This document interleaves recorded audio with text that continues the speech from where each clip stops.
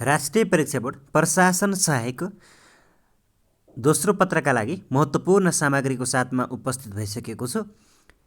सार्वजनिक सेवाको सञ्चालन एवं व्यवस्थापन 3.1 मा छ कार्यालय व्यवस्थापन। 3.1.1 मा छ कार्यालय व्यवस्थापनको अवधारणा र महत्त्व। क कार्यालय र कार्यालय व्यवस्थापनको अवधारणा महत्त्व। कार्यालय शब्द कार्य र आलय मिलेर बनेको छ भने जसमा कार्यको अर्थ काम र आलयको अर्थ स्थान भन्ने बुझिन्छ अथवा भन्ने हुन्छ। अर्थात् काम गर्ने स्थानलाई कार्यालय भनिन्छ। सामान्यतया कार्यालय भन्नाले काम गर्ने ठाउँ भनेर बुझिए पनि कार्य सम्पादन हुने सबै स्थानलाई कार्यालय मान्न सकिँदैन। कार्यालय हुनका लागि कार्यहरू सङ्गठित रूपमा रहेको हुनुपर्दछ र कार्यहरू कुनै उद्देश्य प्राप्तिसँग जोडिएको हुनुपर्दछ। कुनै पनि सङ्गठनको उद्देश्य प्राप्ति गर्नका लागि विविध क्रियाकलापहरू सञ्चालन गर्ने स्थान नै कार्यालय हो। वास्तवमा सेवा प्रदायक वा सेवा ग्राहकको सम्पर्क बिन्दु तथा अन्तर्क्रिया गर्ने स्थान नै कार्यालय हो। कार्यालय एउटा कार्य स्थान हो जहाँ व्यक्तिहरूको समूह पदासोपानमा आधारित भई काम गर्दछन्। कार्यालय सङ्गठनको मुटु office is the heart of an organisation हो। सङ्गठनका लक्ष्य उद्देश्य हासिल गर्न कार्यालयमा पोस्ट कोर्ब अर्थात् planning, organisation, staffing, directing, coordinating, reporting and budgeting सम्बन्धी कार्यहरू हुने गर्दछन्। जर्ज आर टेरीका अनुसार कार्यालय भन्नाले त्यस्तो स्थानलाई बुझाउँछ जहाँ सङ्गठनलाई नियन्त्रण गर्ने संयन्त्र रहेको हुन्छ। सूचना प्रविधिको विकाससँगै अहिले भर्चुअल अफिसको अवधारणाको विकास भएको छ। अफिस कार्यालय शाब्दिक अर्थमा कार्यालयलाई यसरी हेर्न सकिन्छ। ओ भनेको ओपन कुनै कार्यमा सम्पादन तथा निश्चित लक्ष्य हासिल गर्नका लागि खोलिएको। या भनेको चाहिँ फाइनान्सियल अनि आर्थिक स्रोत साधनको व्यवस्था गरिएको। या भनेको फिक्स टाइम निश्चित कार्य समय तोकिएको। अनि आई भनेको चाहिँ इन्स्टिट्युसनल संस्था गठन। अनि सी भनेको कन्ट्रोलिङ मेकानिजम कन्सल्टेन्सी भन्यो कन्सल्टेन्सी निरन्तर निगमनको व्यवस्था भएको। त्यसैगरी ई भनेको चाहिँ इक्विपमेन्ट भन्छ भौतिक मानवीय तथा अन्य उपकरणहरूको व्यवस्था भएको। कार्यालयको महत्त्व सङ्गठनको लक्ष्य र उद्देश्य हासिल गर्न कार्यालय अपरिहार्य छ। कार्यालय बिना कुनै पनि सङ्गठनको अस्तित्व रहन सक्दैन। सङ्गठनका क्रियाकलापहरूलाई बुद्धिमानीपूर्वक तथा कुशलतापूर्वक सम्मान गराउन कार्यालयको महत्त्वपूर्ण भूमिका रहेको हुन्छ। कार्यालयको महत्त्वलाई निम्नानुसार उल्लेख गर्न सकिन्छ। 1. सेवाको केन्द्रको रूपमा एज अ सर्भिस सेन्टर कार्यालय सेवा प्रवाह गर्ने तथा सेवा गराई र सेवा प्रदायकको साक्षात्कार हुने स्थान हो। सेवा प्रदायकले सेवा गराईलाई सेवा प्रवाह गर्ने तथा सेवा प्रवाहको सन्दर्भमा गुनासो सुन्ने कार्यालयमा हुने गर्दछ। 2. सूचना केन्द्रको रूपमा एज एन इन्फर्मेसन सेन्टर सङ्गठनका सम्बन्धित तथ्याङ्क सूचना तथा जानकारीको सङ्कलन र भण्डारण गर्ने कार्य कार्यालयमा गरिन्छ। कार्यालय सङ्गठनको तथ्याङ्क बैङ्कको रूपमा रहेको हुन्छ। 3. सञ्चार माध्यमको रूपमा as a channel and communication कार्यालयको माध्यमबाट तल्लो तहबाट माथिल्लो तहमा बटन टु टप लेभल सूचनाको सञ्चार गरिन्छ र माथिका तहबाट तल्लो तहमा टप टु बटन लेभल आदेशको सञ्चार गरिन्छ। त्यसैगरी 4 मा छ समन्वय केन्द्रको रूपमा एज अ कोअर्डिनेटिङ सेन्टर कार्यालयले अन्तर्निकाय र बाहिरी निकाय समन्वय गर्ने गर्दछ। कार्यालयले सङ्गठनका विभिन्न विभागहरू जोड्ने गर्दछ। कार्यालय बिना सङ्गठनभित्र समन्वयको प्रक्रिया सञ्चालन गर्न सकिँदैन। 5. नियन्त्रण केन्द्रका रूपमा एज अ कन्ट्रोलिङ सेन्टर व्यवस्थापकीय नियन्त्रण केन्द्रको रूपमा कार्यालय रहेको हुन्छ। नियन्त्रणका व्यवस्थापनको प्रमुख कार्यमध्ये हो। व्यवस्थापकीय नियन्त्रणका लागि आवश्यक पर्ने तथ्याङ्क सङ्कलन गर्ने, कागजात तयार पार्ने र प्रस्तुत गर्ने कार्यालयद्वारा गरिन्छ। 6. स्मरण केन्द्रको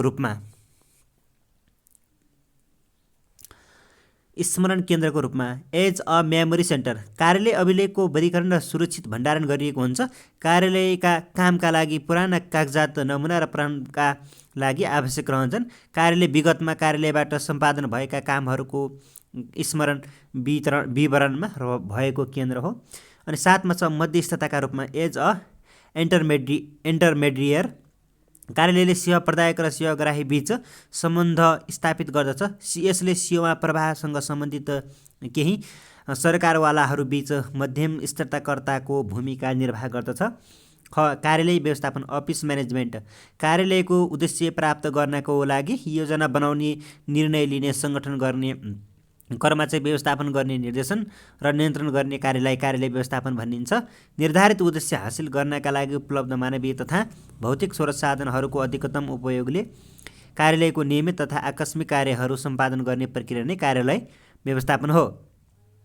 त्यसैगरी कार्यालय व्यवस्थापन फोयामको परिचालन र नियन्त्रण गरिन्छ। फोयाम अन्तर्गत मिन, मेथड्स, मेमोरी र मेटेरियल्स पर्दछन्। अनि कार्यालयका कार्यहरू व्यवस्थित तरिकाबाट सञ्चालन गर्न कार्यालय व्यवस्थापनले सहयोग गर्दछ। कार्यालय व्यवस्थापन एक किसिमको कला हो जसले सिद्धान्तहरूलाई व्यवहारमा पनि रूपान्तरण गर्दछ।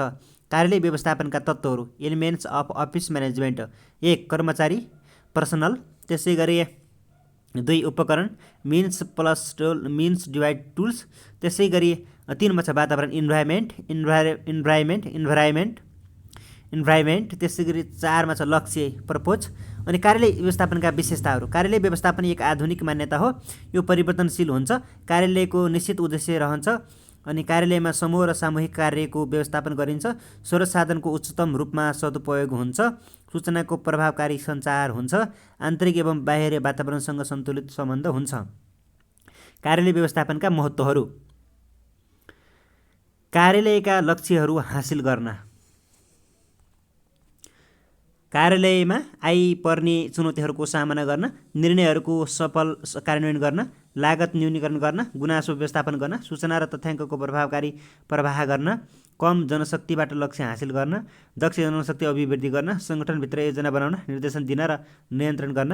नेपालमा कार्यालय व्यवस्थापनमा देखिएका समस्याहरू: सङ्घीय कार्यान्वयनको चरणमा रहेकाले अधिकांश स्थानीय तह र प्रदेश कार्यालयहरूको भवन निर्माण हुन नसक्नु, सार्वजनिक कार्यालयहरूको लेआउट र डिजाइन कस्तो हुने भन्ने सन्दर्भमा पर्याप्त अध्ययन अनुसन्धान नहुनु, व्यवस्थापन सूचना प्रणालीको प्रयोग प्रभावकारी हुन नसक्नु, अपाङ्ग मैत्री भौतिक संरचनाको निर्माण हुन नसक्नु, जनसम्पर्क व्यवस्थापन प्रभावकारी हुन नसक्नु, अभिलेख व्यवस्थापन परम्परागत शैलीमा नै हुनु, कार्यालयको काममा सूचना र प्रवृत्तिको न्यून प्रयोग हुनु, कार्यस्थलमा आदर्श कार्य र वातावरणको सिर्जना हुन नसक्नु, निर्णय प्रक्रिया झन्झटिलो र धेरै समय लाग्ने खालको हुनु, कर्मचारीको मनोबल र उत्प्रेरणाका लागि देखिनु, कार्य वातावरण उचित नहुनु, उपलब्ध स्रोत साधनको मितव्यापी र उचित प्रयोग हुन नसक्नु, सेवा प्रवाहमा गुणस्तरीयता कायम हुन नसक्नु, कर्मचारीको क्षमता अभिवृद्धिमा ध्यान नजानु।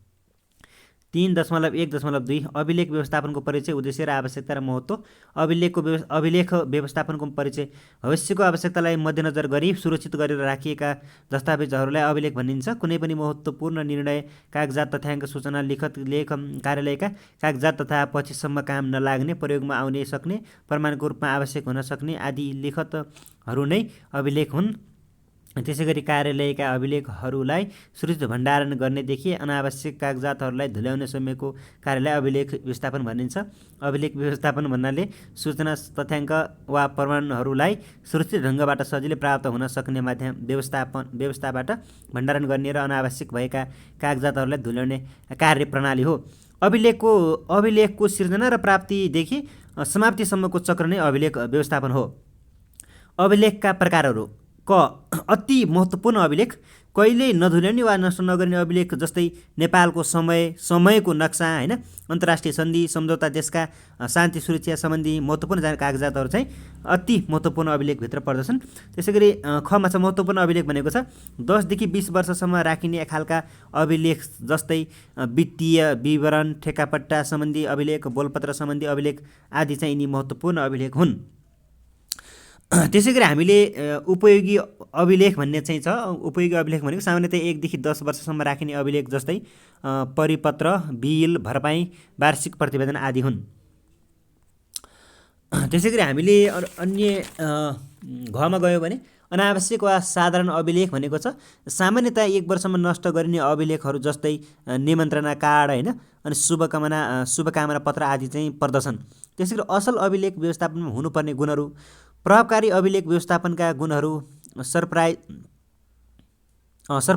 मा व्यक्त गर्न सकिन्छ, जस्तै यास भनेको स्पेसिफिक, विशिष्ट भनेको चाहिँ विशिष्ट अथवा स्पेसिफिक भनेको विशिष्ट, स्पष्ट बुझ्ने, नबाचिने, आवश्यक सूचनामा मात्र समेटिएको, यो भनेको अप टु डेट होइन।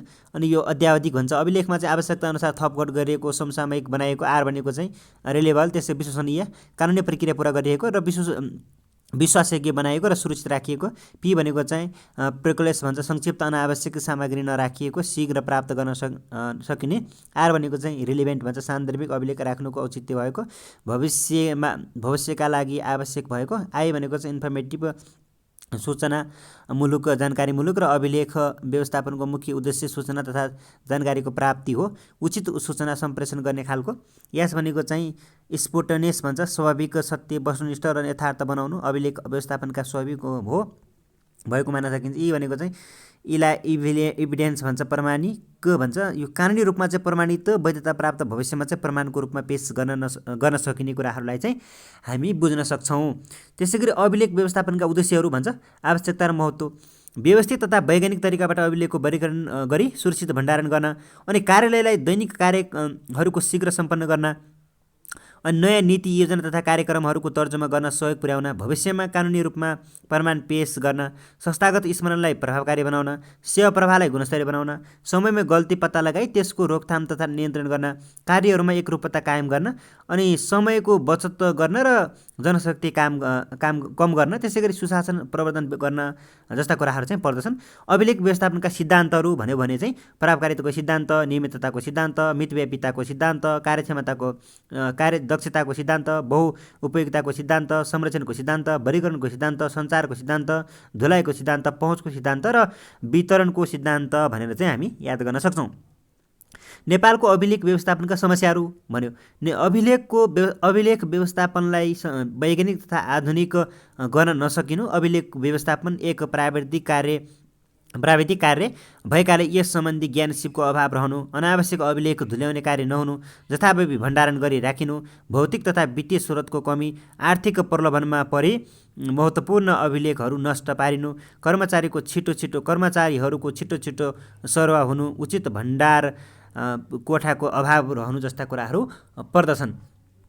त्यसै गरी अभिलेख व्यवस्थापनमा अनुगमनको अभाव रहनु, अभिलेख व्यवस्थापनलाई कार्यालयले महत्त्व नदिनु जस्ता कुराहरू पनि पर्दछन्।